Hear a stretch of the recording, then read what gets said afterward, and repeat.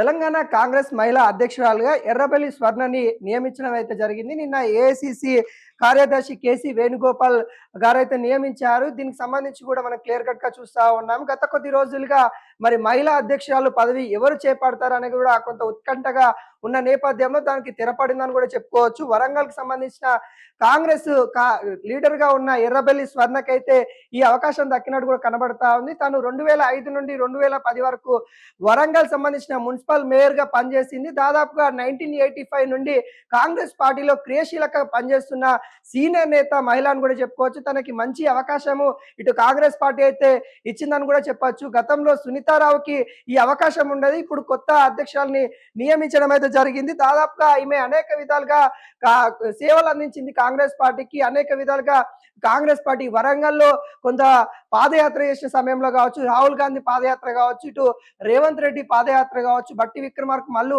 పాదయాత్ర సమయంలో కూడా క్రియాశీలక పాత్ర పోషించిందని కూడా చెప్పుకోవచ్చు. అనేక విధాలుగా ఇటు ఏఐసీసీలో కూడా కొన్ని పదవులు చేపట్టిన మహిళ అని కూడా చెప్పుకోవచ్చు. ఇలాంటి అవకాశం దక్కడం తనకి చక్కని అదృష్టం అన్నట్టుగా తను వ్యక్తం చేసినట్టు కూడా కనబడతా ఉంది. ఏఐసీసీ నమ్మకాన్ని నేను వమ్ము చేయకుండా ఖచ్చితంగా కృషి చేస్తానని కూడా ఎర్రబెల్లి స్వర్ణ గారు అయితే చెప్పిన నేపథ్యం కనబడతా ఉంది. కొత్త అధ్యక్షురాలు రావడంతో తెలంగాణ కాంగ్రెస్ మహిళ మరింత ముందుకెళ్లే అవకాశాలు కనబడతా ఉంది. మరింత ముందుకు తీసుకెళ్తానని కూడా తను చెప్తా ఉన్న నేపథ్యంలో అయితే చూస్తా ఉన్నాము. కొత్తగా నియమితులైన అందరికి కూడా శుభాకాంక్షలు అన్నట్టు కూడా తను కూడా చెప్తా ఉంది. ఎందుకంటే వాళ్ళకి సంబంధించిన మహిళా క్యాడర్ ని కూడా కొంతమంది నియమించుకున్నట్టు కూడా తెలుస్తా ఉంది.